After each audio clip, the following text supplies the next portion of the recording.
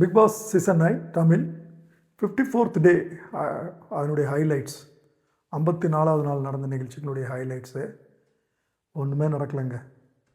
இது day by day Bigg Boss bore அடிக்க ஆரம்பிக்குது. ஒரு இன்னோவேட்டிவாக ஒரு எதுவுமே செய்யாமல் ஒரு நார்மலாக டிவியில் பார்க்குற மாதிரி உட்காந்துருந்தா 1 மணி நேரன்றது ஒரு வேலிடான டைமு.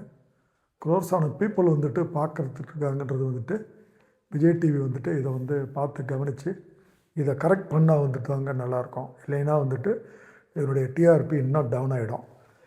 இன்றைக்கி நடந்ததில் ஒன்றுமே இல்லாமல் இருந்தாலும் அதில் என்ன இருக்குதுன்றது நம்ம எடுத்து சொல்லலாங்க. இருக்கிறத பற்றி நிகழ்ச்சியினுடைய ஆரம்பத்தில் அமீதும் விக்ரமும் பேசிகிட்டு இருக்கிறாங்க மறுநாள் நடக்கிற ப்ரோக்ராம் பற்றி. இந்த ப்ரோக்ராமில் பார்வை நம்ம ஜாஸ்தி இது பண்ண வேணாம், அவங்களுக்கு சாய்ஸ் கொடுக்குற மாதிரி அவங்களுக்கு நம்ம தட்டி கொடுக்குற மாதிரி பண்ணலாம் அப்படின்னு பேசி வச்சுட்டு பண்ணலான்ற மாதிரி பண்ணுறாங்க. வெளியே உட்காந்து பேசிகிட்டு இருக்கப்போ விக்ரம் முதுகில் தண்ணி ஊற்றிட்டு வியானா ஓடுறாங்க. வியானா முகத்தில் விக்ரம் திருப்பி போய் அவங்க பெட்டில் படுத்துட்டு இருக்கப்போ தண்ணி ஊற்றுறாரு. ஸோ வியானா மீது எல்லா ஸ்டூடெண்ட்ஸ் பிரசிடென்ட்டை கம்ப்ளைண்ட் பண்ணுறாங்க. அவர் ஒரு ஸ்கூல் பிரின்சிபலு அதை ஒரு சீரியஸாக எடுத்துக்காமல் பார்த்துக்கலாம் செஞ்சிடலாம் அப்படின்ற மாதிரி சொல்கிறாரு. இதுக்கு நடுவில் சாண்ட்ரா, பிரிஜின், அரோரா இவங்க பேசிகிட்டு இருக்கிறாங்க. பேசிகிட்டு இருக்கப்போ இவங்க என்ன சொல்கிறாங்கன்னா, ரொம்ப ஒர்ஸ்ட்டுன்றது வாங்கிறதுக்காக எஃப்ஜேவும் வியானாவும் ட்ரை பண்ணுறாங்க. 2 பேரும் சேர்ந்து ஜெயிலுக்கு போகணுன்ற மாதிரி பிளான் பண்ணுறாங்க. அதனால் நம்ம வியானா ஒர்ஸ்ட்டுன்ற மாதிரி சொன்னால் வியானா போய் எஃப்ஜேயோட ஜெயிலில் போய்க்கும் அப்படின்றது இவங்க கெஸ் பண்ணிக்கிட்டு அதுக்கேற்ற மாதிரி நம்ம பிளான் பண்ணணுன்ற மாதிரி பேசிகிட்டு இருக்கிறாங்க. இதுக்கு நடுவில் ஒரு எஸ்கர்ஷன் டேம் அப்படின்னு சொல்லிட்டு ஒரு டூர் கூட்டிகிட்டு போகிறன்ற மாதிரி பிக் பாஸ் மியூசியம் கூட்டிகிட்டு போகிறாங்க. ஏற்கனவே சீசனுடைய ஃபோட்டோ அதில் எடுத்து வச்சுருக்கிறாங்க. இதில் வியானாவுக்கு டையும் ஐடி கார்டு இல்லாதனால உள்ள என்ட்ரி கொடுக்கல. கொடுத்துருந்தாலும் உள்ளே போய் பார்த்துருந்தாலும் அங்கே என்ன இருக்குது ஒன்றுமே கிடையாது. இதை நினச்சி வியானா கவலைப்படுறாங்க. கவலைப்படுறதுக்கு அதில் என்ன இருக்குதுன்னு ஒன்றும் புரியல. இதுக்கு நடுவில் லிவிங் ரூமில் பிக் பாஸ் வர சொல்கிறதுனால குளிச்சுட்ருக்க வினோத் வெளியே பூலில் குளிச்சுட்ருக்காரு. விழுந்தடிச்சிட்டு ஓடுறப்ப கீழே அடிபட்டு அது ரொம்ப கஷ்டப்பட்டுக்கிட்டு இருக்கிறாரு. அதுக்கப்புறம் எல்லா இன்மேட்ஸும் லிவிங் ரூமுக்கு வர சொல்கிறாரு பிக் பாஸு. ஸ்கூலா ஹாஸ்டலா எது பெஸ்ட்டு அப்படின்னு கேட்குறாங்க. எல்லோரும் ஸ்கூல் பெஸ்ட்டு அப்படின்ற மாதிரி ஒரு மனதாக முடிவெடுக்கிறாங்க. அப்புறம் யார் யார் எல்லா டீச்சர்ஸ்க்கும் ஸ்டார் கொடுக்குற மாதிரி கொடுத்துக்கிறாங்க. அதுக்கப்புறம் வழக்கம் போல் ஒரு குரூப் ஃபோட்டோ எடுத்துக்கிறாங்க. டாஸ்க் முடியுதுன்னு சொன்ன உடனே பார்வதிக்கு ரொம்ப ஹாப்பி. ஏன்னா பார்வதியை கொண்டு போய் வார்டன் போட்டு கிச்சனில் போட்டதுனால. ஏன்னா பார்வதி இந்த கிச்சனை பற்றிட்டு ஒரு கிண்டல் பண்ணிக்கிட்டே இருப்பாங்க. கனி கிச்சனை வச்சுட்டு ஸ்கோர் பண்ணுறாங்க, சமைச்சு போடுறாங்க அப்படின்னு சொல்லி.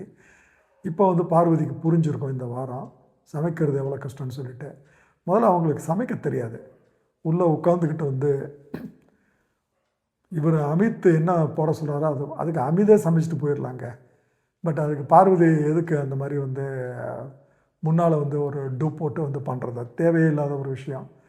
பட் இருந்தாலும் ரொம்ப பேர் பார்வதி ரொம்ப கஷ்டப்பட்டதாக மற்ற பார்வதியினுடைய பிஆர் சோஷியல் மீடியாவில் செஞ்சிட்ருக்குறாங்க. அதுக்கப்புறம் best student, worst student, best teacher, worst டீச்சர்னு எடுங்கன்ற மாதிரி சொல்கிறாங்க. அதன்படி பெஸ்ட்டு ஸ்டூடெண்ட்டாக ரம்யா சூஸ் பண்ணுறாங்க.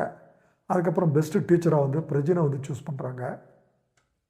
இங்கே பாருங்கள், ரம்யா அண்ட் பிரஜின். ரம்யா இந்த வாரம் வெளியே போவாங்க அப்படின்னு நம்ம சோஷியல் மீடியாவில் சொல்லிக்கிட்டு இருந்த ரம்யா பெஸ்ட்டு ஸ்டூடெண்ட்டு. அதே போல் பிரஜின் சரியில்லை, 2 நிமிஷம் கதவை திறந்து வைங்கன்னு சொன்னவர் அவருக்கு 2 நிமிஷம் காரில் கூட்டிகிட்டு போய் வெளியே கூட்டிகிட்டு உள்ளே விட்டுருக்குறாங்க. இந்த வாரம் பம்மிட்டாங்க. சாண்ட்ரா, திவ்யா அண்ட் பிரஜின் பம்மிட்டாங்க. இப்போ பிரஜினுக்கு பெஸ்ட்டு டீச்சர் இது. ஸோ விஜய் டிவி ஒரு உள்நோக்கத்தோடு செயல்படுறாங்களான்றது இந்த இடத்துல ஒரு டவுட் ஆகுது. சரி, ரைட்டு. அதுக்கப்புறம் ஒர்ஸ்ட்டு டீச்சர்னு எஃப்ஜே சூஸ் பண்ணுறாங்க. அதே மாதிரி ஒர்ஸ்ட்டு ஸ்டூடெண்ட்டாக வினோதை சூஸ் பண்ணுறாங்க. ஸோ இதில் கொஞ்சம் இன்ட்ரெஸ்டிங்கான விஷயங்கள் என்னென்ன நடக்குதுன்னு பார்க்குறப்போ பெஸ்ட்டு ஸ்டூடெண்ட்ன்ற விஷயத்தில் ரம்யா சூஸ் பண்ணுறது யாருன்னா பிரஜின், எஃப்ஜே அண்டு பார்வதி. இது எதுக்காக சொல்கிறேன்னா, பிரஜின் வந்துட்டு அவங்க குரூப் வந்து என்ன முடிவு பண்ணிட்டாங்கன்னா, ரம்யா வந்துட்டு வெளியே போகிறதுக்கு முன்னால் பெஸ்ட்டு ஸ்டூடெண்ட்டாக செலக்ட் பண்ணலாம் அப்படின்ற மாதிரி ஒரு முடிவெடுத்து அந்த மாதிரி பண்ணுற மாதிரி தெரியுது. அதே மாதிரி வந்து பெஸ்ட்டு டீச்சரை வந்துட்டு பிரஜின் வந்துட்டு சூஸ் பண்ணுற அந்த டாஸ்கில் வந்துட்டு சாண்ட்ரா வந்து பெஸ்ட்டு டீச்சராக வந்து பிரஜினை சொல்கிறாங்க. ரம்யா வந்து பெஸ்ட்டு டீச்சராக பிரஜினை சொல்கிறாங்க. அங்கே பாருங்கள், பெஸ்ட்டு ஸ்டூடெண்ட்டாக பிரஜின் ரம்யா சொல்கிறப்போ ரம்யா பெஸ்ட்டு டீச்சராக பிரஜினை வந்து சொல்கிறாங்க. எல்லாம் ஒரு உள்நோக்கன்ற மாதிரி தான் வந்து ரொம்ப பச்சையாகவே தெரியுது. சரி, அதுக்கு அடுத்து வந்துட்டு ஒர்ஸ்ட் டீச்சர்னு ஆல்மோஸ்ட் எல்லோரும் வந்துட்டு எஃப்ஜிஐ சொல்கிறப்போ இங்கே திவ்யா மட்டும் கொஞ்சம் பார்வதிம்பாங்க. அந்த ஒரு உள்நோக்கம், இங்கேயும் ஒரு உள்நோக்கம் நல்லா புரிஞ்சிக்க வேண்டியது. அதே மாதிரி வந்து ஒர்ஸ்ட்டு ஸ்டூடெண்ட்டுன்னு எல்லோரும் வந்து எஃப்ஜிஐ சொல்கிறப்போ வந்துட்டு பார்வதி வந்து திவ்யாவை வந்து சொல்லுவாங்க. என்ன நீ சொன்னல, உன்னை நான் சொல்கிறேன், இது வந்து பழிக்கு பழி, எப்படி உறவாடி கெடு அந்த ஒரு பாரு எடுத்துருக்குறாங்களோ, பாருனுடைய இன்னொரு ஒரு ஸ்ட்ராட்டஜி வந்து பழிக்கு பழி. ஸோ அதில் வந்து அவங்க இந்த மாதிரி போட்டி போட்டுக்கிட்டு சொல்கிறாங்க. இதில் ஒர்ஸ்ட்டாக செலக்ட் பண்ணி ஜெயிலுக்கு போகிறதுனால எஃப்ஜே வந்து அடுத்த கேப்டன் போட்டியில் வந்து கலந்து கொள்ள முடியாதுன்றது பிக் பாஸ் வந்து அனௌன்ஸ் பண்ணுறாங்க. இதுக்கு நடுவில் வினோத் வந்துட்டு செகண்ட் டைம் ஜெயிலுக்கு போகிறாரு.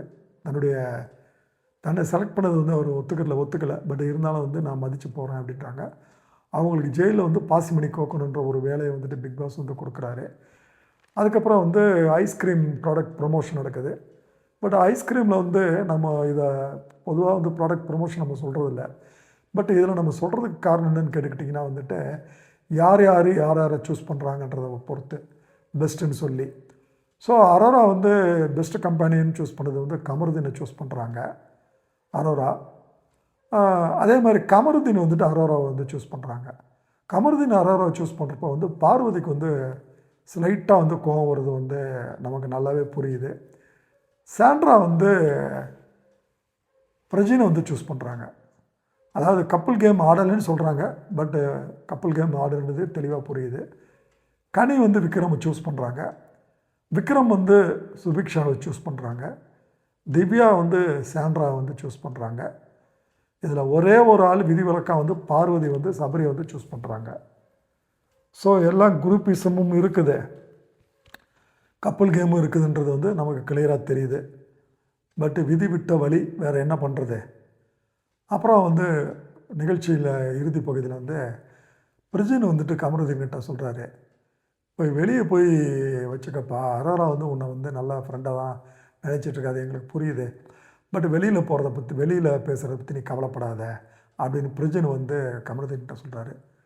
இதே பிரஜின் தான் வெளியே பார்த்துட்டு உள்ளே குதிச்சு பேப்பரை கிழிச்சு போட்டாள். ஸோ ரொம்ப பேர் அவர் பேப்பர் ரவுடின்னாங்க, அட்டக்கத்தின்னாங்க. பட் அந்த பிரஜின் உள்ளே வந்தோன்னே அப்படியே டோட்டலாக மாறி, அதுதான் பிக் பாஸ் ஹவுஸினுடைய ஒரு மகிமை போல் தெரியுது. ஸோ இதை கேள்விப்பட்டோன்னே கமருதீன் வந்து ஒரு வாக்குமூலம் கொடுக்குறாரு. எனக்கு வந்து பார்வதி வந்து பிடிக்க மாட்டேங்குது, அரோரா ரொம்ப பிடிக்குது. ரீசன் வந்து பார்வதி எப்போ பார்த்தாலும் வந்து யாரை பற்றியாலும் வந்து குறை சொல்லிகிட்டு இருக்காங்க, நெகட்டிவாக எனக்கு தோணுது. அதே நேரம் வந்து அரோரா வந்து எனக்கு பல நல்ல விஷயங்களை சொல்கிறாங்க. இப்போ டாஸ்க்காக இருந்தாலும் எதாக இருந்தாலும் வந்துட்டு கேமாக இருந்தாலும் விக்ரமை போய் பாரு, மற்றவங்கள போய் பாரு, போய் லேர்ன் பண்ணிக்கோ அப்படின்ற மாதிரி சொல்கிறாங்க. ஒரு மோட்டிவேஷனாக வந்து சொல்கிறதுனால எனக்கு பார்வதியோட வந்து எனக்கு வந்து அரோரா ரொம்ப பிடிக்குதுன்னு வந்து கமருதீன் வந்து கிட்டத்தட்ட ஒரு ஒப்புதல் வாக்குமூலம் கொடுக்குறாரு. ஸோ இது வந்து கண்டென்ட்டுக்காக கொடுக்குறாரா, இது உண்மையில் கொடுக்குறாரான்றது வந்து அடுத்தடுத்த நிகழ்ச்சிகளை தான் நம்ம வந்து பார்க்க முடியும். 2 நிகழ்ச்சிகள் வந்து இதோட வந்து முடியுதுங்க.